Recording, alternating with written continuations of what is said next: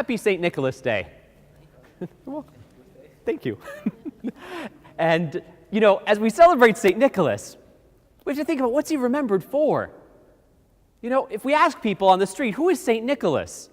They're not going to talk about how he was a great defender of the Orthodox faith against the Arian heresy and how he upheld the fact that Christ existed from before the dawn of creation, co-eternal with the Father, and although he had a beginning in time as a man, as God he was from the dawn of all creation. They're not going to tell you that. They're probably not going to talk about how he was known to be a priest of great holiness and a bishop who was a leader and defender of his people and of his priests. They're probably not going to tell you about how he was a protector of widows and orphans of the undertrod. They're probably not going to tell you that he's the patron of the Byzantine Catholic Church. They're probably going to tell you that he's the guy we're going to meet on Friday at the Art Walk, Santa Claus. And what is Santa Claus best known for? Ho, ho, ho, ho. He's known for being jolly. He's known for being filled with joy. He's known for being a symbol of Christmas. He's known for embodying the spirit of Christmas. And when we talk about the spirit of Christmas, what do we think of? We think of peace. We think of joy. We think of generosity. We hear the angel choirs and we recall their song, peace on earth, goodwill toward men.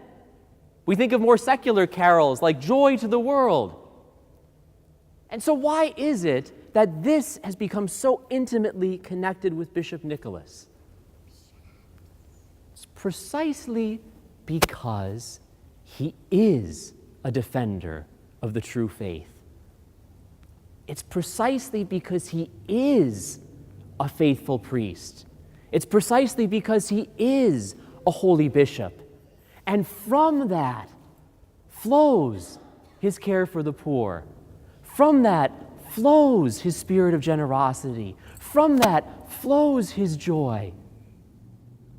He is the quintessential re-gifter that we talked about last week.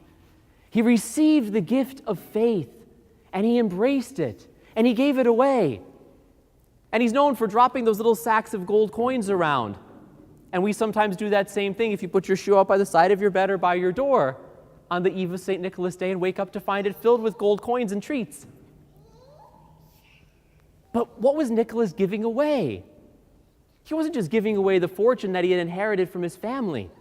Because there were a lot of wealthy people, there are still a lot of wealthy people, and there are even a lot of wealthy people who give stuff away. But we don't remember them for well over 1,000 years and celebrate them every year. But we remember Nicholas, and we celebrate Nicholas because what he was doing wasn't just giving money to people, but he was giving to people the very love of God with which he had been blessed, the very life of God with which he had been blessed. And so his gift giving was different than your typical run-of-the-mill philanthropist who writes a check and drops it in the mail or wires you a donation. Because for him, everything was an expression of that faith in that God who existed from before the dawn of creation and who in the fullness of time was born into the world that we might have life. For him, everything was a living out of his priesthood, the vocation with which God had called him to come forth and to serve the world. And so it is for us. As we look for joy during the Christmas season, as we look for peace during the Christmas season, as we seek for people who are generous in spirit during the Christmas season, what do we have to give? Nicholas gave what was in him. If someone asked you right now, what's in your heart? Would it be joy? Would it be peace? Would it be generosity? Would it be anger, gossip, lies, lust, bitterness, resentment, quarreling, grudging? If you had to give what was in your heart right now, would you be a Nicholas? You would? Good. Good. Because that's who we're called to be. We're called to be a Nicholas. We're called to have that heart that's full of love. We're called to have that heart that finds our joy in God.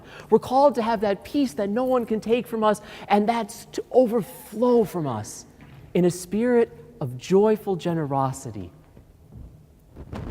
So as we remember our Holy Father Nicholas today, the great gift giver, the one who embodies the spirit of Christmas because he's filled with the Holy Spirit, the life-creating Spirit.